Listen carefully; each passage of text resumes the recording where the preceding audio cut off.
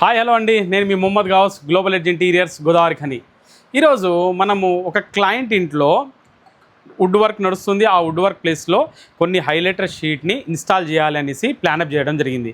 దానిలో మనం ఏం చేసాము అంటే అక్కడ ఏదైతే మనకు రిక్వైర్మెంట్ ఏది బెటర్గా కనబడేటువంటి హైలైటర్స్ని మన గోడౌన్స్ నుంచి వెళ్ళి హ్యాండ్ పిక్ చేసేసి మళ్ళీ మనము ఇక్కడికి తీసుకురావడం జరిగింది. మా షోరూమ్కి తీసుకురావడానికి మేజర్ రీజన్ ఏంటి అంటే మా వ్యూవర్స్ అందరికీ కూడా ఈ షీట్స్ని ఒకసారి చూపించాలనే ఉద్దేశంతో. అయితే ఈ షీట్స్ అన్నింటినీ కూడా గమనించినట్లయితే ఇది వుడెన్ టెక్స్చర్ డిజైన్లో ఉన్నటువంటి ఒక చార్కోల్ షీట్ అండి. కానీ ఇది నార్మల్గా చూస్తే ఎలా అనిపిస్తుందంటే వెనీర్ మీద మనం గ్రూవింగ్ సిఎన్సి చేపించేసి పాలిష్ చేసిన విధంగా కనబడుతుంది. ఇది హై ఎండ్లో ఉండేటువంటి చూడ్డానికి గ్రాండ్గా రిచ్గా కనబడేటువంటి షీట్.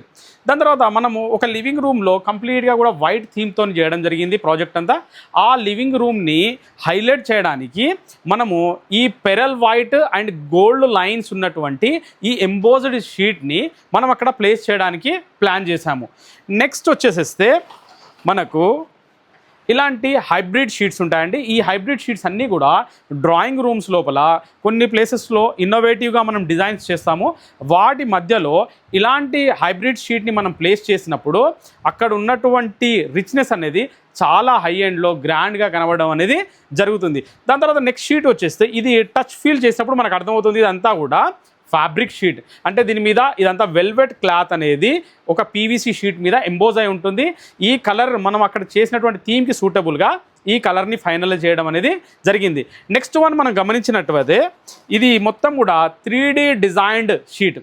మనం లాంగ్ వ్యూలో కొంతవరకు చాలా రిచ్గా కనబడాలి అన్నప్పుడు మనం ఇలాంటి షీట్స్ని కొన్ని డబుల్ హైట్ ప్లేస్లో అక్కడ ఇక్కడ వాడడం అనేది జరుగుతుంది. ఇవన్నిటిని మనం యూజ్ చేసినప్పుడు ఆ ఉన్నటువంటి ఇంటీరియర్స్ అనేది చాలా బ్యూటిఫుల్గా కనబడడం జరుగుతుంది. ఇవన్నిటిని మీరు గమనించినట్లయితే ఇందులోంచి మీకు ఈ షీట్స్ లోపల ఏది బెటర్గా ఎన్రిచ్గా అనిపించింది అనేది నాకు కామెంట్ రూపంలో తెలపండి. Thank you a lot.